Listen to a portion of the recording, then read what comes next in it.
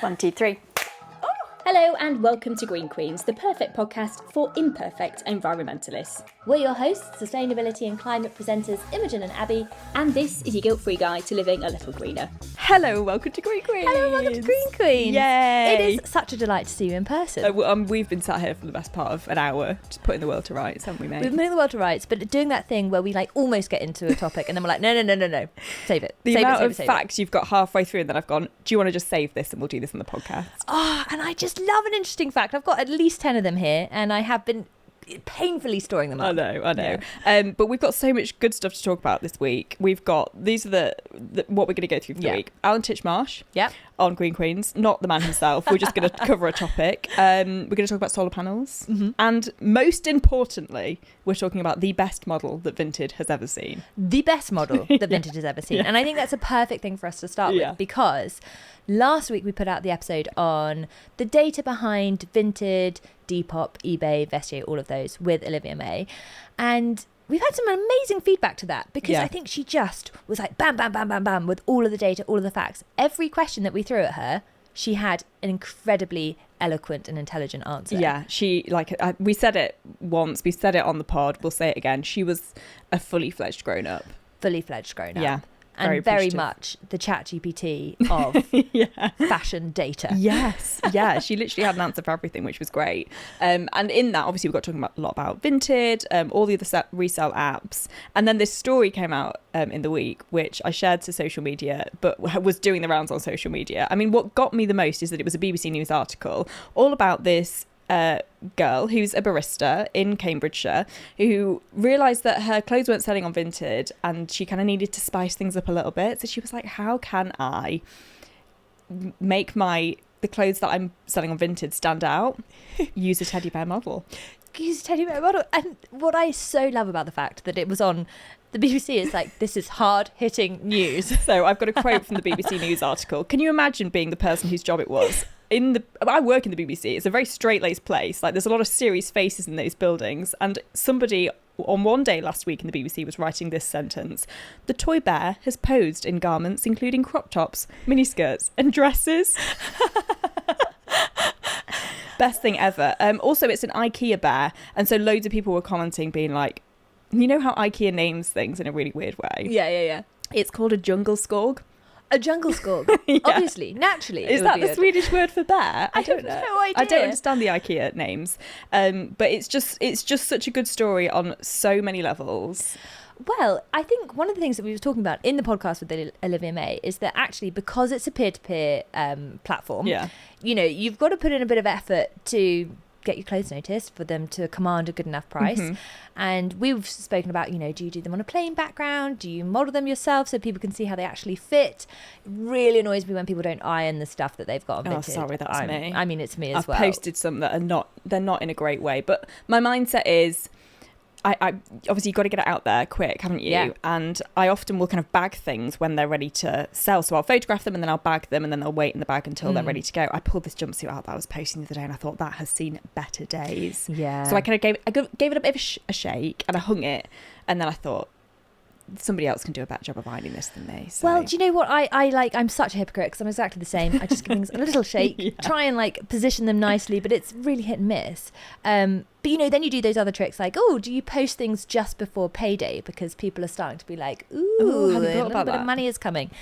But I've never thought about modelling on a bear. Never thought of modelling. And I will say it is phenomenal. The bear looks great in the crop top and the miniskirt. It's a true to form kind of life-size bear, isn't it? Let me see if I can find it. I just feel like very stylish bear, actually. If you're watching the podcast, we will place a photo somehow of the bear on the screen. We'll definitely link. We'll link the article, that's for sure. It's just so incredibly good. It's so good. So yeah, I think that's really, really initiative from Cara O'Brien there from Huntington, who used the toy as a mannequin. In one of them, the bear's got its hand behind its head posing. But she's also quoted in that article, and I think this is why it's so enjoyable, because obviously she must have been approached by the BBC, and there's nothing profound about what she's done. No. There's a bit of a happy accident there. Yeah. And so they're obviously searching for a quote. She's basically been like, well, I saw the bear on the bed and thought, yeah, that looks about the same size as this crop top, I'll give it a go. And like, that's the extent of the quote. But there's nothing more to say. Yeah. Sometimes the simplest things in life. I also love the fact that on the back of the BBC News Instagram account posted the photo of the bear and the article, and I then shared it and loads of other people shared it, and it ended up kind of doing the rounds. And what got me is that Aldi, who their social media team is so on it, they always just hit the nail on the head. They were like the top comment that had loads of likes, and Aldi had commented saying, how much for 2 stories in a grid post? Which I just think is so good.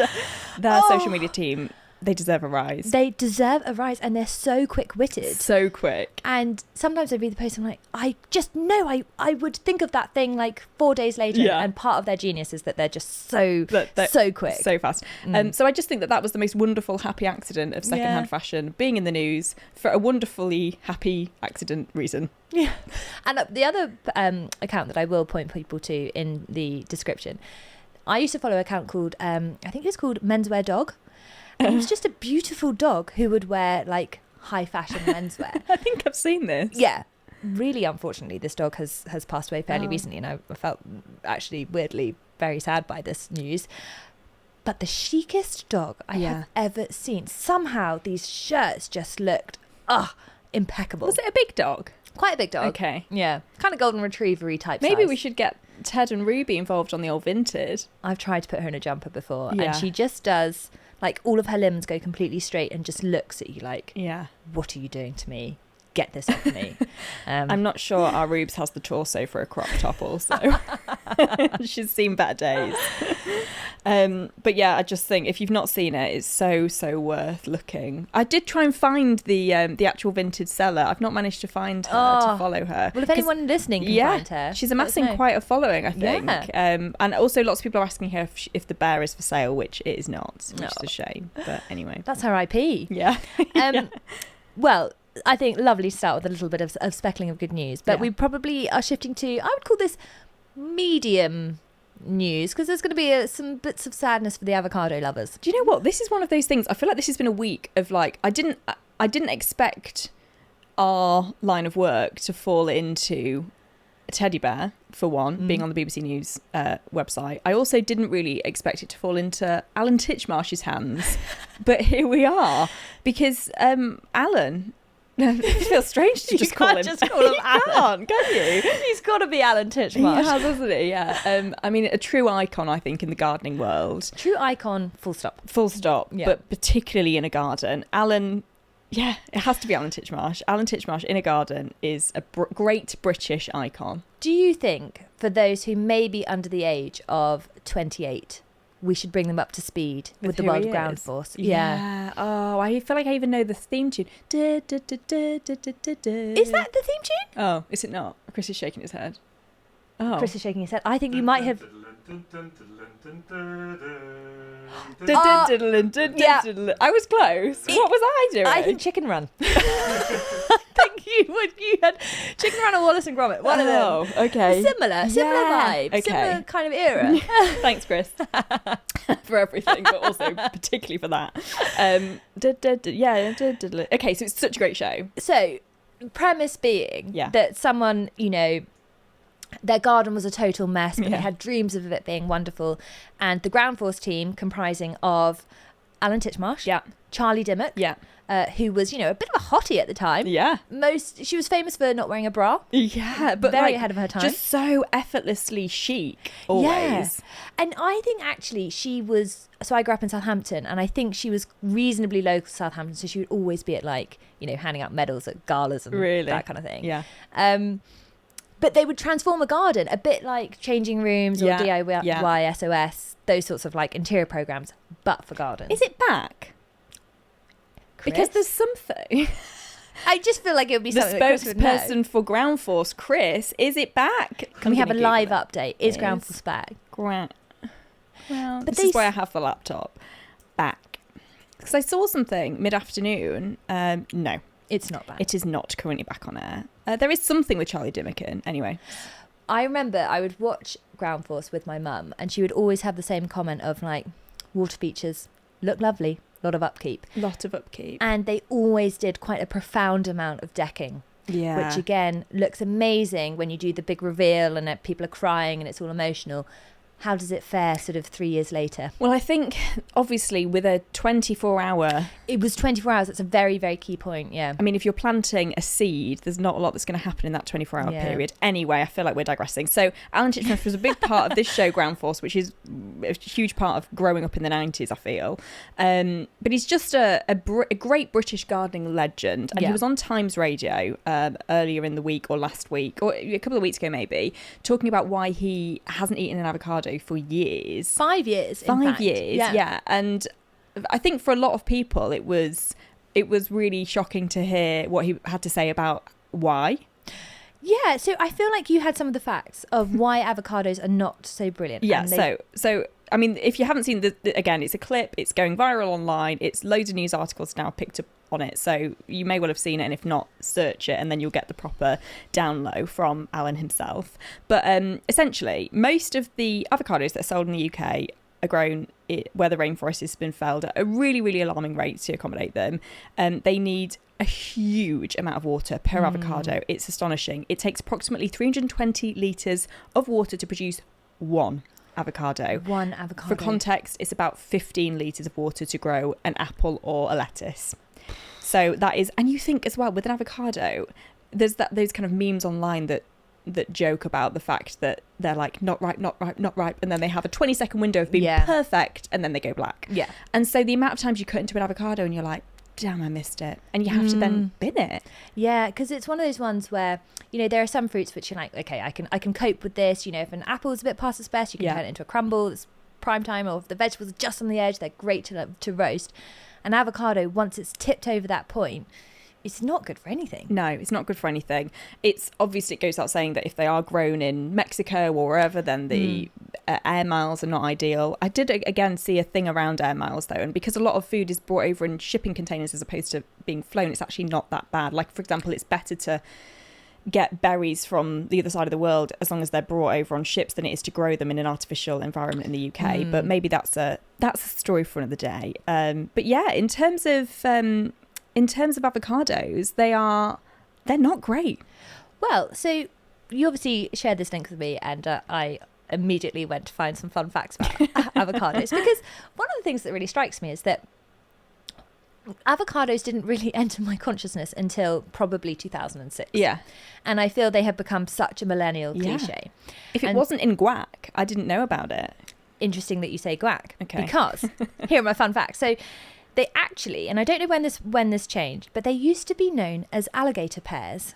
Right. But quite hard to market that. Yes, yeah. So they were at some point rebranded to avocados. Why they were called that though. Absolutely. Very similar skin, very similar shape. And is it, if you imagine a dinosaur cartoon and they were eating a piece of fruit, that is exactly what you would. Well, and also imagine somebody stumbling across the first ever avocado and going, "Oh my goodness, what is this strange thing that is shaped like a pear but feels like an alligator?" I think about this with every bit of food, and especially on Bake Off when they do the history of the food. And I often think about an egg. And can you imagine looking at an egg and thinking, I'm going to crack that, and I'm going to fry it, and it's going to be delicious. It's insane. Like, the innovation behind that, or the bravery behind that, is totally blows my mind. Maybe it was a happy accident. Maybe somebody was carrying them over a hot stove, and then they slipped and it cracked and it suddenly fried an egg. But then can you imagine sort of then just touching it and thinking, I'm going to eat that. Yeah, that gooey yellow thing. Yeah. Anyway, so they were known as alligator pears. At some point they were rebranded to avocados, seen as something that's slightly easier to market. Yeah.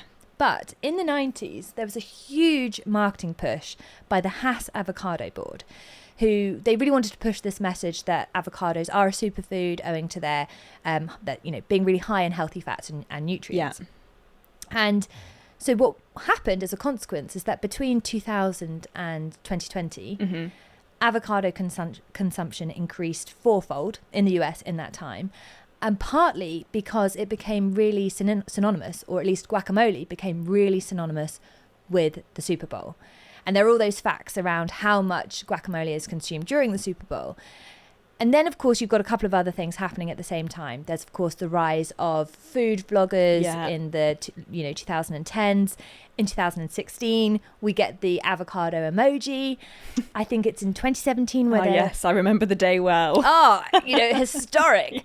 But there was, I think, maybe it was in 2017, there were all the jokes around $19 avocado on toast. And so they've been very much forced to become a bit of a cultural also phenomenon. The rise of brunch, of Instagrammable food, of fanning an avocado, which to this day I have never been able to successfully do. Have never been able to do. No. I have never been able to make one look neat. No, I just mash it and hope for the best. But also I think the rise of people talking a lot about veganism, vegetarians, eating less meat, and so again you're kind of led to believe that that's a really good option.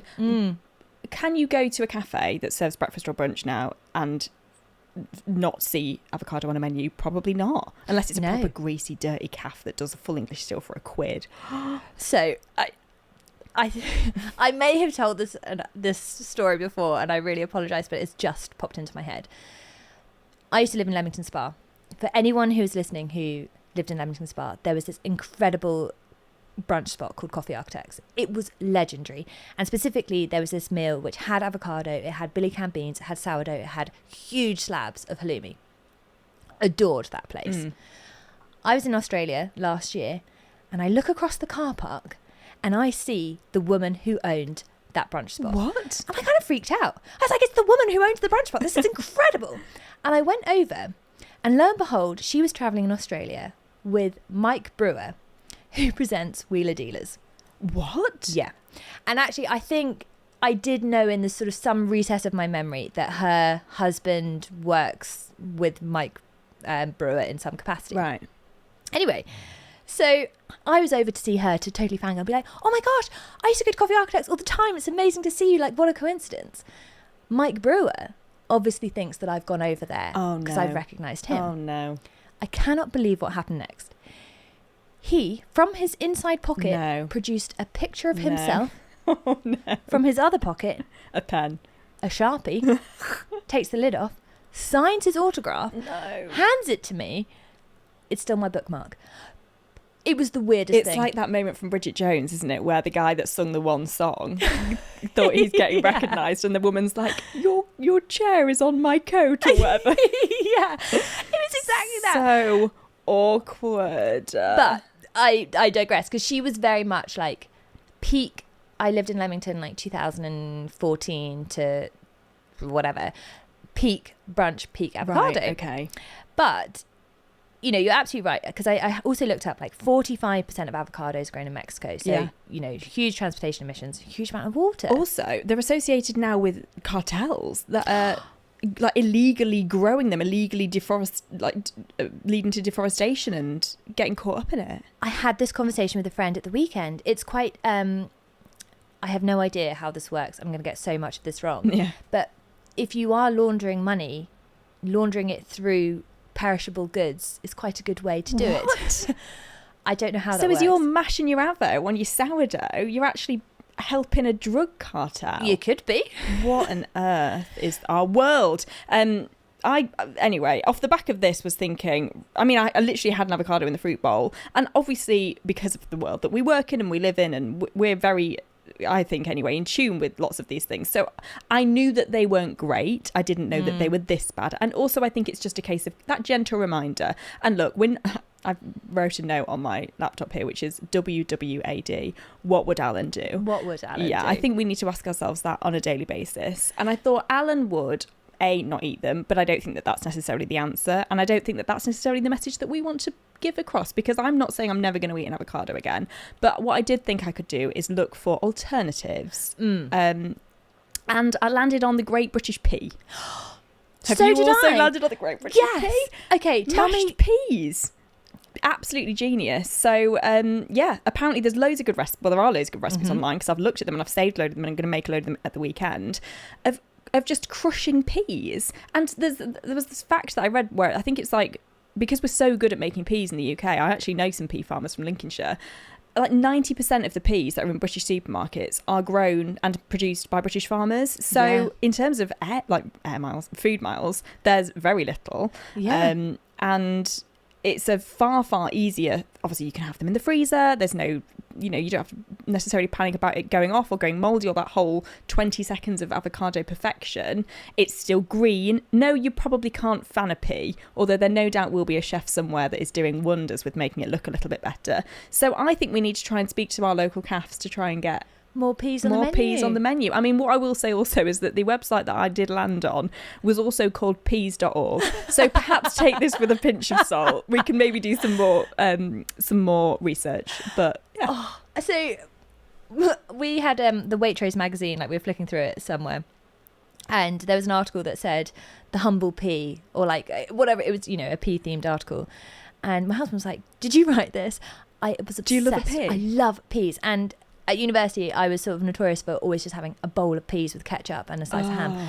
But, I mean, food on a budget. But someone who has made crushed peas look really, really excellent is, do you follow Emma Louise Connolly? Yeah, I love her, the greedy model. I'm borderline obsessed with her. She's just great. Yeah, I think if I could look like anyone, it would be her. Maybe not right now because she's maybe 9 months pregnant, but she's rocking it. She's rocking it, and she also has fantastic her hair. hormone hair. She, again, is one of the reasons I was tricked into getting the fringe. She also tricked me into getting the fringe. Not fair. We can't all fringe like Emma Louise Connolly. Or Jordan Brompton, apparently. I know. But yeah, her greedy model page is great. And on there, she has actually a lot of crushed pea recipes. Does she? And makes them look really fancy, because I'm talking like lovely sourdough, crushed peas, bit of chili flakes, bit of cracked sea salt. Perfection. A bit of feta if you want as well. Yeah, I even think a crushed pea could work in a Mexican situation, in an enchilada, in a fajita. Well, I think I had a look at some other alternatives. I'm going to consult my notes because I saw some beetroot related ones, and we're just about to get into British beetroot season. So a roasted, blended, feta mixed beetroot situation would be good. And I Chris was laughing. No, it's not. It looks like a beetroot. It's very hot in this room. I have I've done a number of shoots with Chris in the past. We did one in Iceland. I have never been colder in my whole entire life. That he was at prime temperature. Not only that, he was in a t-shirt. It was bizarre. It was like we were having two very, very, very different experiences. But I think what's interesting in these alternatives is that it depends what you're trying to achieve from avocado. True. Is it texture? Is it nutrition? Yeah. So, there's other things, not just the pea. So courgettes, really good one for the slightly mushier texture if you wanted to. Even soft apple. Ooh. Which actually can go pretty well with savoury stuff. I love a sweet and a savoury. I really do. Yeah. I think what we're trying to do here is just channel our inner Alan. Alan. Titchmarsh, not Carl. or Carl, to be fair. But yeah, it's just really astonishing. I think there's so many things in our life that you just take for granted, you know, and I think what we've got really bad at in the UK, and I'll hold my hand up and say in my household, is going, right, the weekly food shop, we know what we want. Every single week we want strawberries, we want blueberries, we want avocado, and it's like, that's actually not how the world works. We can't really grow a blueberry in January in the UK, funnily enough. Do you know what I think we should do for our social media? Is take a look at the page in Laura Tobin's book, because she's got that whole page of what should you eat in each season that can be as locally produced as minimal carbon footprint of that food. I think we should post what we need for spring. Yeah, when you say we, you mean I. I mean you. It's very much a me job. It is very much a you job. You are our social media guru. I will do that. I'll make a note now. That's a really good idea. And I think also for us to know throughout we do our food shop in a lovely little deli in Otley, and we like to think that therefore when it's beetroot season, there's loads of beetroot. When it's squash season, there's loads of squash. They will always kind of channel that, whatever the seasonality vibe is, but they will still also stock an avocado in March that is come from Mexico, because they got to make money. They're a business at the end of the day. Yeah. But it comes down to what we said off the back of the Olivia May interview, that I think actually as a consumer we have so much power, because if the supermarkets go, all of a sudden people are buying half the amount of avocados, we probably will stop chopping down all those trees and getting the Mexican drug cartels to grow us some avocados, because we probably don't need as many. Well, and I mean, I should say, for anyone who is willing to fact check the relationship between avocados and drug cartels, please do. Yeah. But as consumers, buy more peas, more fun for British farmers. More fun for British farmers. Yeah. I'm at that point where the word pea is starting to look really weird. it's lost all meaning at all. I'm like, is it spelled PEA? Yeah, it is. Should we move on to GB Energy? Okay, it's a weird word. I would be very intrigued also if anybody has any suggestions for avocado alternatives or just any feedback on the Alan Titchmarsh situation, whether you saw it, whether it shocked you. Played it to my husband. He was shooketh. And we both just looked at that lone avocado in the bowl and went, ooh, should probably enjoy that one, shouldn't we? Well, other fun fact about Alan, it's not even a fun fact, just a comment. He has remained the same age since 1995, and I swear. Clearly through not eating an avocado for 5 years. Not eating avocados, wonderful time spent outdoors. He'd be a great guest on the pod. Wouldn't Can he? you imagine? Alan Titchmarsh, if you are listening and you would like to come on, this is your spot. Before we move on to GB Energy, my sister and brother-in-law, as in my sister-in-law and brother-in-law, I never know how to refer to that as a collective. Wait, so are they married? They are married. They're coupled. Well, so my which husband's one are you related brother. Oh, I'm not related to either of them. I see. Okay. Siblings-in-laws. Yeah. Anyway, their house has a garden that was on ground force. Really? Has it still got the water feature? It had a water feature, but they also have an 18-month-old, and there's many features of that garden which are not particularly toddler-friendly. Right, yeah. So, They loved a sharp edge, didn't they? They loved a sharp edge. They loved a rockery, loved a water feature. Yeah. I miss that kind of telly. Yeah. That, like, changing room vibe, go in, shake things up. DIY SOS, changing rooms, ground force, blind date. I'm going to put blind date in the same category. Yeah, what an absolute belter. Well, GB Energy then. Yeah. So this has been in the news this week, that GB Energy have allocated £200 million to provide solar panels for schools, so 200 schools and 200 NHS sites. And you might look at the story and think, great, solar panels, what's that going to achieve? Yeah. It's going to achieve loads. Yeah. So the NHS electricity bill is £1.4 billion per year. That's absurd, isn't it? It's an absolutely absurd amount of money. Absurd, with a Z. I know. I was like, I don't think this is right as this word is coming out of my mouth, but I'm shocked by everything. You so went with it. Yeah, that is bonkers, isn't it? Absolutely bonkers. And you think about these other huge organisations. So the other one that sprung to mind is that Tesco uses 1% of the UK's electricity. So these are huge organisations which are very exposed to fluctuating price of electricity. I should say Tesco haven't received any GB Energy money. So these 200 schools and 200 NHS sites, each school with solar panels will save about £25,000 per year. Wow. And each NHS site will save about £45,000 per year. So immediately they're going to start saving straight away. And that's incredible, because I think if that's £25,000 that could be spent on other resources within the classroom. Almost somebody's salary, is it? So a starting out teacher, I don't know, is that roughly what they would earn, or a teaching assistant or something? Exactly that. And we see so much how schools are sort of struggling for budgets and having to make budgets stretch really, really far. So that's a profound impact. And this story particularly resonated with me because with Fully Charged Show, I interviewed the chief economist of the Climate Change Committee this week as well. And the Climate Change Committee is the body that holds the government to account on various emissions targets. They've just published the 7th carbon budget, which refers to the emissions targets that they can emit, that the UK can emit between 2038 and 2042. And they're like, this is great, but the key thing to enable electrification and clean energy technologies is making electricity cheaper. Yeah. And if you can have distributed sources of electricity, so rooftop solar or community solar farms or whatever, it's such an enabler to a much broader array of clean energy technologies. And also, like, the more, schools and hospitals are big buildings with big surface areas and big roofs. Yes. And so there will be times where potentially they're operating at a surplus, the amount of solar that they're generating could be at a surplus, and then they're able to potentially sell that back to the grid, and then other people are able to use it. So it's actually, like, regardless of really what buildings we've got solar on, we just need more solar. Exactly. And I think when you look at that rooftop as space that could be monetized, I suppose, it becomes so interesting because exactly that, they could sell back to the grid. Yeah. Amazing. And I did a shoot last year looking at how the Church of England could decarbonise. Really, really fascinating, because there are 42,000 churches in the UK, for example.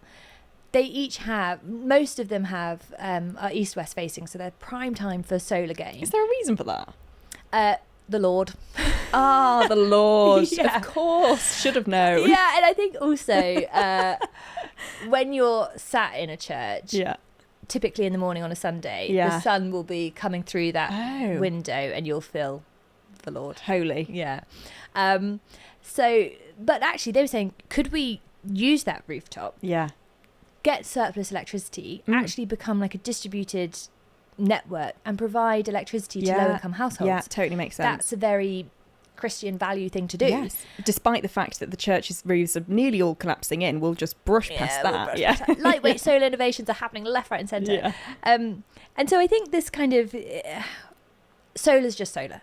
But what does it enable? It enables these vast savings. Huge. That allows the money to go to something else that is so desperately needed in those situations. Irrespective of the climate benefit. So when I saw that news, I was like, this is really, really, really exciting. Good. Yeah. And there was one quote in that article from Ed Miliband, or like one of the articles that I read. So Ed Miliband, obviously Energy Secretary. And he said that the net zero economy grew 3 times faster than the rest of the economy as a whole. So huge amount of economic opportunity, huge amount of jobs. And if we ignore it, then it's totally at the detriment of future generations, which makes sense from a climate perspective, but also this economic opportunity. Economy. Yeah. It's a win-win. It is a win-win-win-win. There are no losers. There are no losers, apart from maybe a few fossil fuel companies, but they can Worse innovate. things have happened, darling. Worse things have happened. No, I love that. I feel like we've sandwiched, it was a bit of a shit sandwich, should we call that? Because we went with teddy bear, wonderful. Yeah. We went with solar, really wonderful. And then a bit of avocado, shit in the middle. But look, I think it's good that we address the shit and we repurpose the shit. And we have done so from an avocado to a pea. Should we give the listeners a bit of a hint as to what next week's podcast is going to be? Next week's podcast is so good. And I can say that because we've already recorded it, edited it, and listened to it. And it's so good. It's so good. So good. We're not even going to humble brag. It's so good. We genuinely just sat here and said, you were like, I think it's one of the first things that I'm really impressed with. That from, I think you were saying from the pod, I was like, this is one of the first things I'm really impressed with that I've ever done in my life. Yeah, exactly that. Because it's amazing because the guest is amazing. Is so good. You're also very good. Thank you very much. I think you weren't too shabby. But I haven't felt that inspired, totally, which is such I feel like that word is so thrown around. But interestingly, the person who kind of set up the interview for us said how amazing this person was going to be, and how often she's asked to answer some of these questions herself and just can't, because knows that she will not do it justice, and knows the impact that the person that we managed to speak to has. And it turns out that actually we were really flipping lucky to get a chat with her, because the amount of people that have messaged me afterwards to say, oh, we tried to get this person to speak to us and they wouldn't. Yes. So I just feel so incredibly lucky, and honestly I can't wait for other people to be able to hear it. So drum roll. Yeah. Drum roll. So the intonation on there was weird. Drum roll. We went to Lush. We did. We went to Lush. I mean, we've already put it all over our social media. Yeah, anyone who's following us will know. Yeah. But we went to Lush and we interviewed an incredible woman called Ruth Andrade. Mm-hmm. You had to laugh because we asked about the pronunciation of her surname. Imogen had these gorgeous notes written out as per usual, and just before we were about to start recording, Imogen was like, sorry Ruth, can I just get your name? How do you pronounce your name? Yeah. And Ruth beautifully said Ruth Andrade, and Imogen just wrote her name next to her already written name in exactly the same way. It was ridiculous because I was like, I'll write it out phonetically, and then I was like, well, It's kind of it's the same. And then I wrote her name and I was like, I really hope she's not seen this. This is mortifying. So one thing I've learned from you is that you love a note. You love to take a note, but actually a lot of the time the notes that you take are complete and utter nonsense. Complete nonsense. It is such a safety blanket. Yeah. But I would say she was so inspiring. We did not need our notes. We didn't need the notes at all. No. She was an absolute legend, and I'm so excited too. And also, that podcast looks great. This podcast is going to look great. Thank you so much to Chris, who's been grinning ear to ear. Just gave us a little wave for essentially buying a load of new stuff to make us look really great. He's got such a fancy podcast setup. We are so lucky he's such a nerd. Yeah. We're a great little trio, aren't we? Yeah. And also, sorry that your headphones broke, but your new ones look great. Final thing. Yeah. Well, I was going to do small business shout out, but just a shout out in general, because it very much feels as though we've kind of just been doing this for ourselves, our husbands, and probably our parents at this point. Yeah. But it has been really exciting to get some feedback from actual listeners. Oh, go on. Can you believe people listen to us do this? So I had this message the other day. Well, I had a message in the first instance from Annie Lancaster, who DM'd the Green Queens Instagram account, of which there is one. It's green.queens.pod, because please follow. Yeah, please do. Whoever took the original Green Queens Instagram handle, I'm coming for you. But anyway, that is our handle. And shout out to Annie Lancaster, whose account is a little bit zero waste on Instagram. She tagged us in a post saying that she listened to the Laura Tobin podcast and bought Laura Tobin's book to read, but bought it secondhand off Vinted. So Annie, we're just kindred spirits. And it was all like, how isn't that bringing it all full circle? We've so had Laura, full we've had Vinted. Yeah. Bring them together. I know. So yeah, thank you so much for the message, Annie. And she went on to say that she's loving the pod, which is so lush. And I also had a message from, which kind of ties into the sustainable business shout out for today, an account called Drinking Out Loud. The message says, "Hi Abbie, I've just spent the weekend with my father-in-law up in West Yorkshire. He was telling me all about your new podcast. Congrats," with the celebratory emoji. "I'd love to introduce you to Avalon and wine drinking our Calvados." Is that a spirit? I'm not familiar. I'm not very good with cocktails, but I think Calvados is what you have in a martini. Mm-hmm. And it's a way to make an apple teeny. But I then went on to look at what the actual company is. So it's really good for, obviously tastes great, but also really good for the planet. It's a B Corp business, Avalon Spirits, and they do loads of great stuff around apples, around where the apples are coming from, around bees as well. Yeah. And the spirit, if you're going to have a little drink tipple. Responsibly. But so Drinking Out Loud DM'd directly to ask for a small sustainable business shout out. Stephanie, thank you for your message. Aww. That is your business. Thank you to your father-in-law for listening and for introducing you to us. And I think we need to purchase a little bottle of Avalon and have a little cheers to Green Queens. I think we should have it as our beverage of choice during the podcast. Also, perhaps. am I saying it right? I would have said that. Okay. Yeah, Avalon. Perfect. Another Alan reference. Brilliant. Yeah. Avalon. I'm just butchering it in my Yorkshire accent, aren't I? Even though I'm from Lincolnshire. But yeah, it's a really beautiful bottle. Loads of really fascinating stuff about how the bottle is. You can tear it apart and then recycle it in different ways. It's just I was very impressed. I only just received the message, so apologies that I haven't had the chance to purchase and drink but yet. Next time, let's definitely haven't done a taste test, but we will. So the whilst we're on small business recommendations then, I will also recommend for people who maybe cocktails aren't their thing, but beer is. Okay. I would recommend Hepworth Brewery and Hepworth Beer specifically. They are a brewery based in Sussex. And they are so focused on sustainability. Even their visitor centre is heated through waste heat from the brewery. Oh, cool. And what took me there a few weeks ago was that they are trying to decarbonise the wort boiling, which is when you get add all the hops and all the beery aromas and flavours.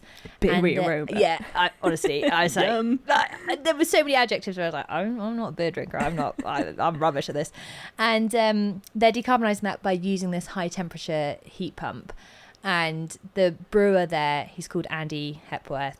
Amazing guy, just so committed to sustainability. So cocktails not your tipple, but beer is. Check out Hepworth. And we'll find a non-alcoholic Water. I hear water's really good. In a reusable bottle. Absolutely. There we go. So if you've got a sustainable business that you'd like us to shout out, or you are enjoying the podcast, because I also did have a message from a girl that I go to the gym with who, an unlikely listener, I'll be totally honest, but has said that she was loving the podcast, but said that she wanted to stalk the guests that we'd had on. She then went on to say in a non-creepy way, but you know what it's like when you've been listening to something, you just want to see what they look like. We are on TikTok, we are on Instagram. I sent her a link to it all. We are on YouTube if you want to watch as well. Then we are everywhere. There is no escaping us. So that's the feedback from the listeners thus far. Oh, well, one final bit of feedback that I've had is there has been a request. I had a message. If we could get a parenting perspective and some sustainable parenting tips. So we will endeavour to do that. Okay, yeah. It's not something we can bring. No, but we can certainly find someone. Yeah. Absolutely. Leave it with me. That's probably about it. Chris said before we started, do we have a tiny clock? And Imogen went, it's called a watch. I was like, dad joke. And I rolled. Yeah. And my tiny clock is telling me that we are 6 minutes over the time that we were aiming for, but that's not too bad. That is not too bad. We did say plus or minus. So let's call it there. Yeah. Well, Teddy's, Alan, Titchmarsh and Solar. Well, in that case, see you next time. See you next time. Goodbye. Goodbye. We hope you enjoyed this episode of Green Queens. If you did and you'd like to hear more, we'd be so very grateful if you could like, subscribe and join the Green group chat for weekly episodes.